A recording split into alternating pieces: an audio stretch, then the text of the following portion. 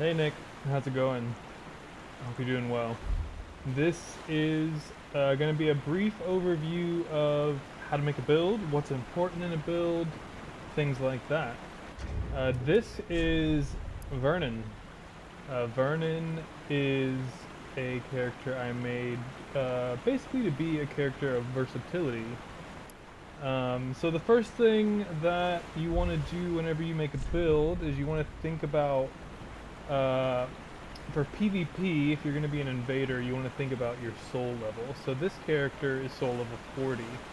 Now the reason you want to do that is because your soul level is going to be the thing that dictates what level range you can invade, and in a lot of ways it's going to dictate the areas you can invade in the game. If you're too high of a level, then you can't invade earlier parts in the game like Lothric, um, like the High Wall of Lothric and Undead Settlement, stuff like that.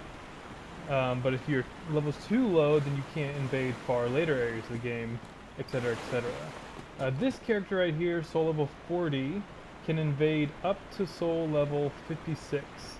Um, and so when you go into matchmaking for PvP, the game is going to look for anyone in the area of level 36 all the way to 56, and then my weapons are also taken into account. So you can see here, my weapons are all +4. These +2 weapons are special weapons, so they count as double. So the game is only going to match me with people from level 36 to level 56, or yeah, level 36 to 56, who have between like a +3 and I think a +5 or a +6 weapon. So I've got a really nice range, and so places I like to invade are, with this character, is Irithyll, Catacombs, Demon Ruins, stuff like that. Um, really love invading Irithyll. So that's the first thing you gotta think about. When you're doing your first character, or a PvE character, you don't really need to worry about soul level too much. Because like the only thing that's gonna get messed with is your summoning, but if you're playing with friends, it doesn't really matter because you can do password summoning and you can find people on Facebook groups and stuff to summon in. So that's gonna be the first thing to think about, is what level do you want to go to? Once you have your level, you then want to think about where to allocate your stats. And the way you do that is by basically choosing what kind of invader you want to be, and then deciding what weapon you want. So for me, I chose to go with actually a variety of weapons on this build, but in general, I'm a bit poisey of a guy, and I like heavy weapons. So you can see here, we'll sort this by weight. We've got we've got great sword, we've got a curved great sword, we've got ultra great sword, we've got a split leaf, we've got some more ultra greats, we've got some hammers, all these things. We've got some spears. They're not really very heavy. But most of our weapons are pretty heavy, and then we've got a handful of other ones in here that we can kind of pull out just for funsies. But I was going for a build where I could pretty much have like a great variety of weapons to choose from. So I've got heavy weapons to poise through attacks. I've got some tiny weapons like the cell swords here that are really fun to use because you can pull them out and have lots of fun movesets and whatnot. So for me, instead of choosing one weapon, I chose a variety of weapons, and the way that I went about that was I knew I wanted to be around soul level 40, and so I said, okay, I'll go with 20 strength and 18 dex, which is what I have here. So you can see I have 20 strength and 18 dex. Now the reason I can have these really heavy weapons is because I don't like this one quite as much. The reason I can have, you see all the X's on my weapons. Well, the reason that I can have all these big ones, because when you two-hand, you get a 1.5 strength multiplier. So once I two-hand, the game thinks I have 30 strength. So that's how I'm able to cheese the levels a bit. That's something you always want to think about when you make a build, is how can you manipulate the game into your favor. So by two-handing my weapons, I've added essentially 10 strength to my character. The other thing that, I'm sorry, so again, so I chose my weapons, that was step 2. I chose my weapons, I chose multiple weapons, basically anything that could fit under 20 strength. I think Vorts was the heaviest, was what I kind of based it off. I was like, what do I need for Vorts? And I needed at least 20 strength. And then I went with the 18 dex because several of these weapons need a bit high dex. Black Knight Greatsword needs 18 dex. Murakumo, Black Knight Sword both need 18 dex. Astora's Greatsword needs 18 dex, 16 dex. So that's kind of where I allocated those stats. The rest of the stats for me and my playstyle, I just pump them all into Vigor, because the thing you want with any PvP build is the host is going to have more health than you, and so you want as much health as you can possibly get on your build. And the game does not soft cap health until level 50. So I try to get as close to 40 as I can. If I wanted to go up to level 45, I could have 40 Vigor. But I just chose to stop at 40 here, because I wanted to be able to get into the catacombs and bait people. So that's kind of, I spoke a lot there, but that's kind of the step 2, is choosing the weapon that you want. And the rest is just going to be allocating out your Vigor and your Endurance. So you can see for me, I've got 16 Endurance. I don't know where that extra point of Endurance came from. It's very interesting. But for the most part, when I make a low-level build and I start as a Knight class, I never add into Endurance. Why? I'm just used to playing with low Endurance. And one of the reasons I put low Endurance is because you always want to think about the rings you're going to have on a build.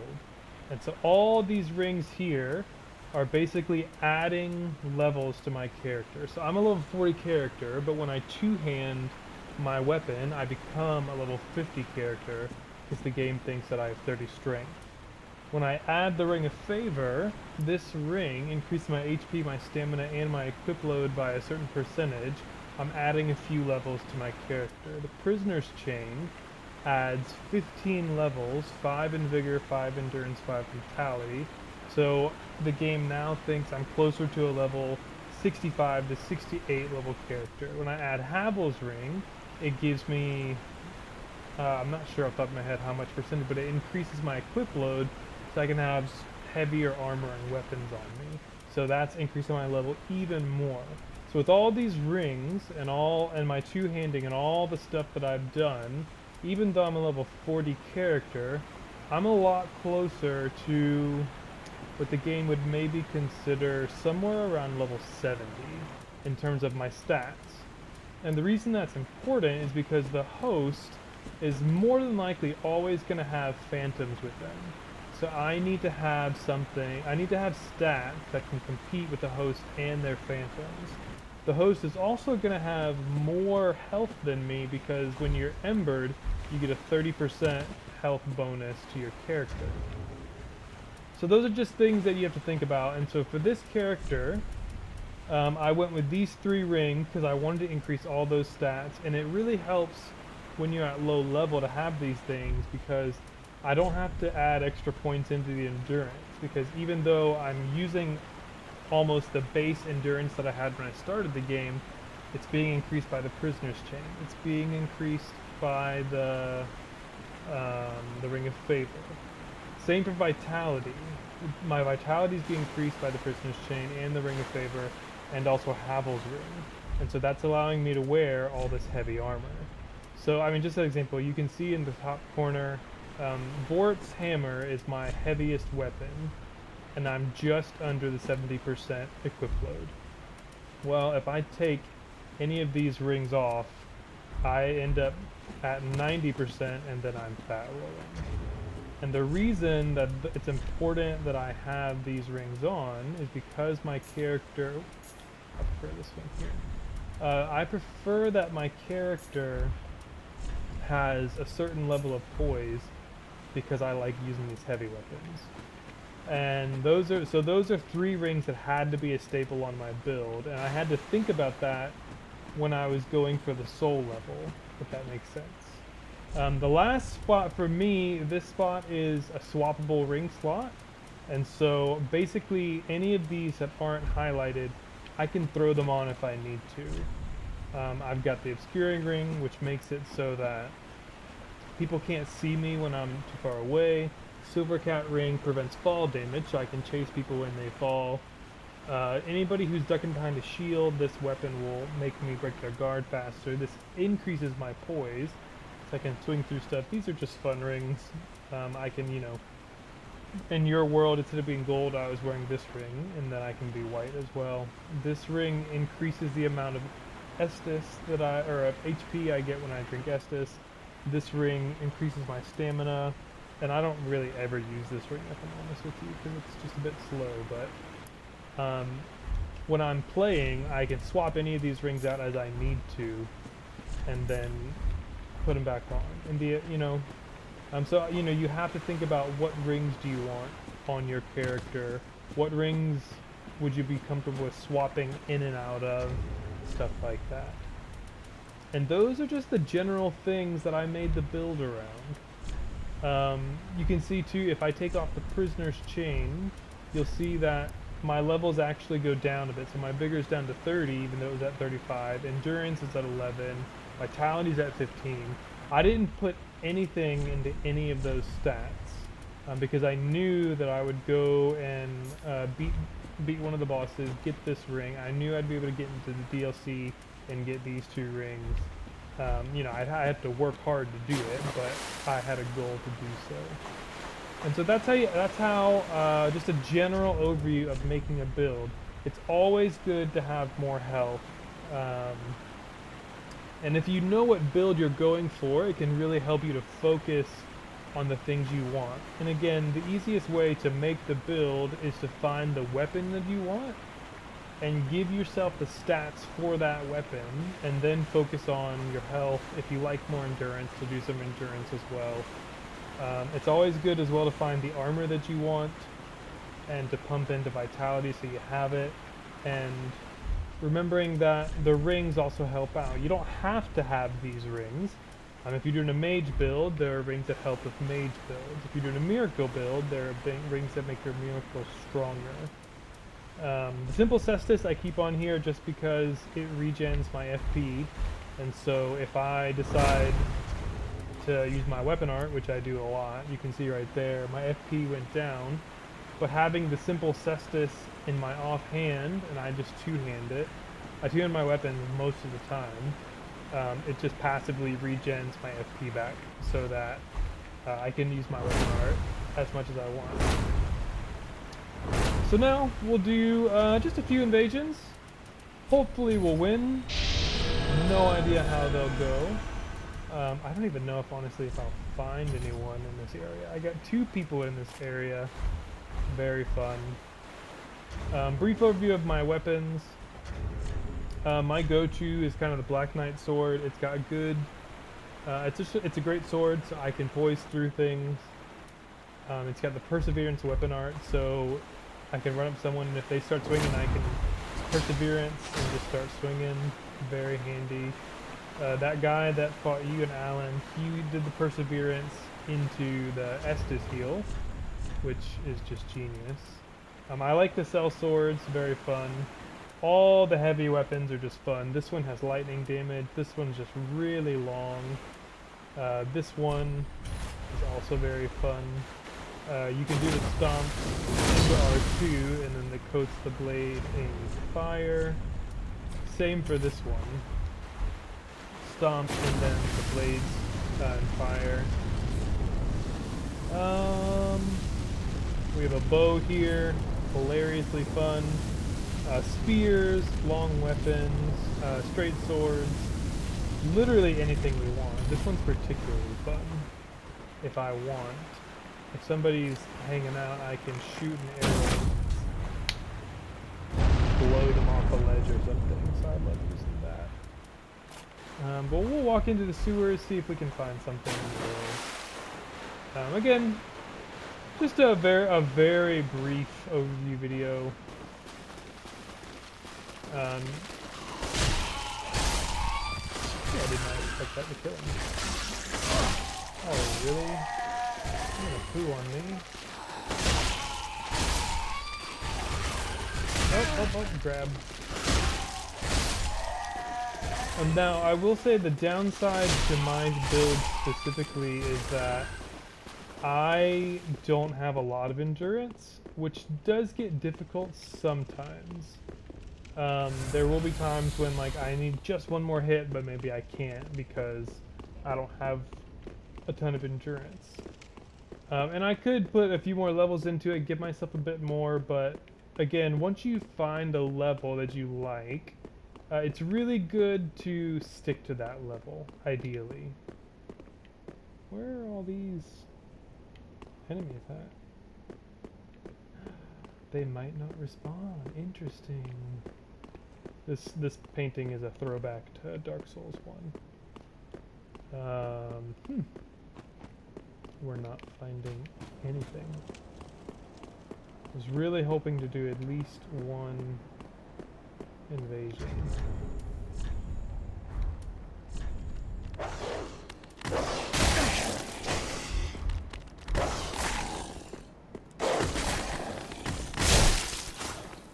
Dogs are the worst. How on earth? Right. We'll go back into the courtyard over here, though.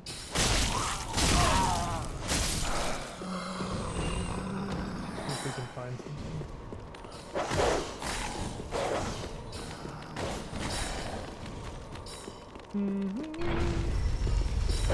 Aha, they all missed me.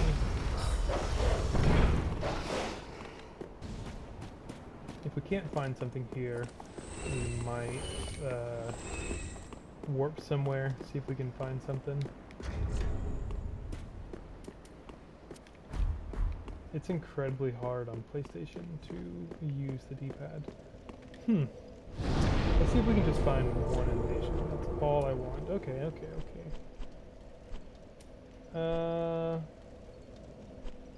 Cathedral is fun. I love invading cathedrals. As you can put the silver cat ring on and just roll off at things like the giant area and whatnot. Lots of big enemies in there. So just a quick review. Step 1 is figure out the soul level. Again, this is mostly for PvP, but a lot of it kind of ties over into PvE as well. Know the soul level you want to stop at, because the soul level will dictate the range and the level of players you can invade, as well as the areas you can invade. Oh, we got someone, I can tell. Oh yeah. Second thing, figure out what weapon you want to use. Or weapons. Alan is using that Dragon Slayer sword spear thing on his character, but he's also got like another weapon he can swap to if he needs to. This character has a handful of weapons that I can use just to get me into different situations if I need it. Let's see what we got here. So the first thing we want to do as an invader is investigate and find out where our prey is. Always remembering that there's goals with every invasion. The host wants to live. I, the invader, want to kill him. Ah, here we go. So he's got a big beefy sword, so I'm gonna have to be careful. He's gonna want to poise through me, but obviously, ooh, just like that. So I've got my obscuring ring on, so I'm gonna swap really quickly to this weapon.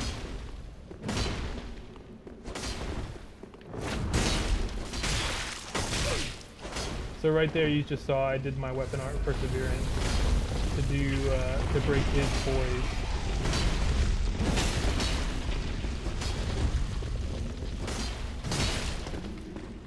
Interesting. They kind of just only do the R1. Which makes me feel like, oh, he got me. His damage is terrible though.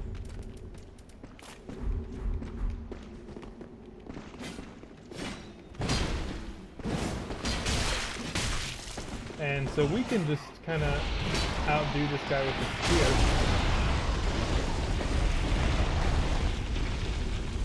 We can just kind of space this guy with the spear a little bit.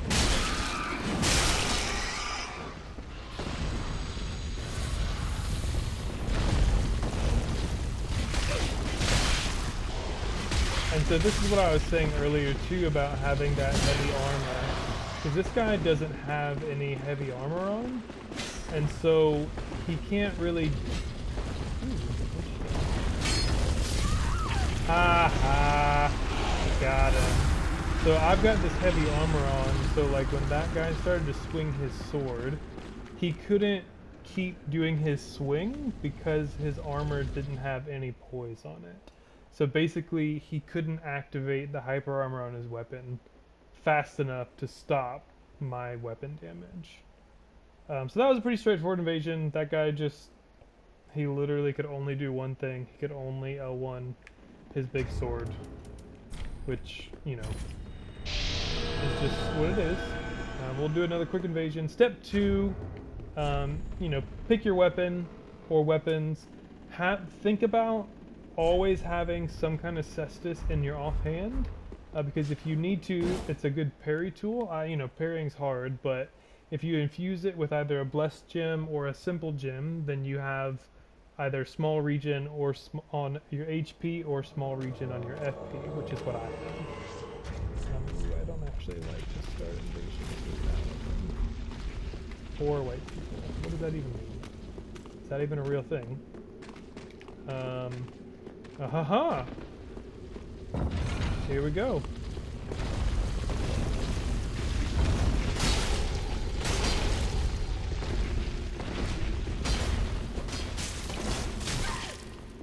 Oh my goodness, this person has no vigor.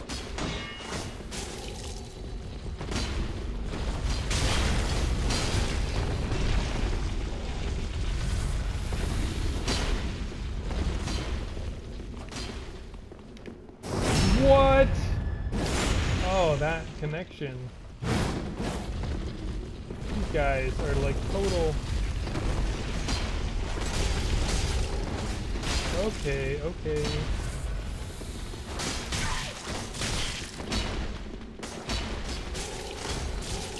See how I'm spacing these guys, so that's one way to kind of fight these guys, is I can space. What is this guy doing? This knight is just chilling.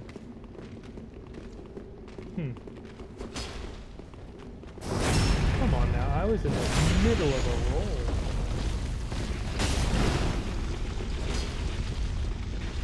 I'm gonna have to unlock.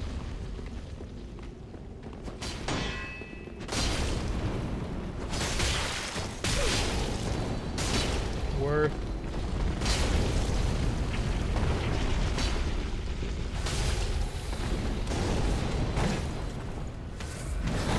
See, they're not going to come chase me because there's a Parthas Knight here.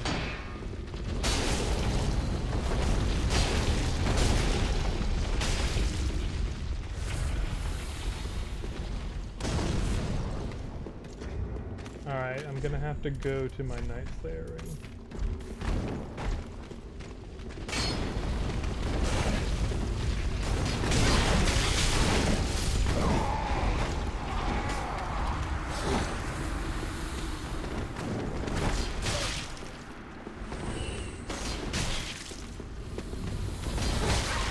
Ooh, get him! Come on now, Parthas.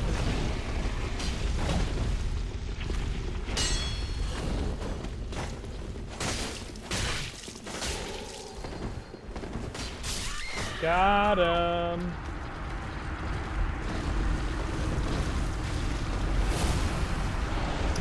So what you can see with those guys, I never ran into the PvE and was like, hey, look at me, I'm a crappy invader and I ran to PvE and you gotta come fight me and waggle my sword. I went into PvE to heal if I needed to, and I came back out and fought. Now I definitely wanted the PvE to come in and help me, but I didn't just run and be like, "Oh, look at me! Like you gotta come get me." I tried to lure them in. Anywho, that's 2 for 2. Wow, we really are amazing. We never ever lose. So step 2, find the weapon. Step 3, think about the rings that you want. I'm a big fan of 3 that stay. Well, you know, that all depends on your build. If you're a wizard build, then you're going to want 3 rings in here that make your magic stronger. But for me, I'm a knight player. Like, I'm big, I'm beefy, I need health, I get up in people's face. I need health, I need endurance, I need heavy armor. And so, you know, that's what I go with.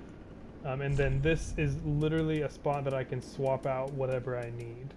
I always start an invasion with the obscuring ring so I can find out what I'm up against.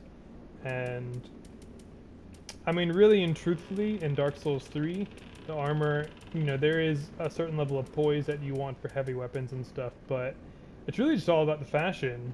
I've got the black iron helm here because it gives me some good poise and it's stylish. Gundir's armor, although makes me look a little bit fat, is also very stylish. You'll notice here the Firekeeper's gloves are not very heavy at all, but in terms of fashion, they cover up my arms completely, so I think they look good.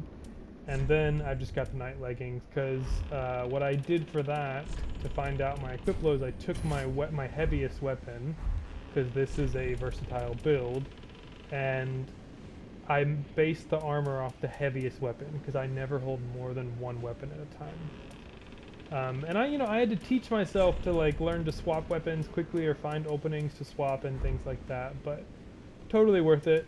Yeah, and that's a brief build overview. I know it was a bit all over the place, but I hope that's helpful. Quick review: Step 1, choose your soul level. Step 2, choose your weapon. Step 3, think about the rings that you're going to want. You have 4 slots. And the rest, you just build around it. Make sure you have the stats for the weapon you want. If you go up to higher levels in the game, you will get weapon scaling. Like you can see, I've got a C in strength here.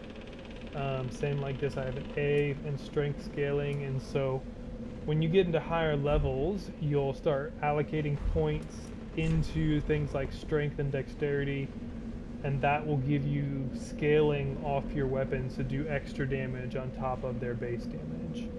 So, but you know, you don't really kind of get to that until like 70 plus. So, I hope that's helpful. I look forward to seeing the builds that you make in the future. I look forward to co-oping more. And just remember, I never lose invasions. Bye-bye.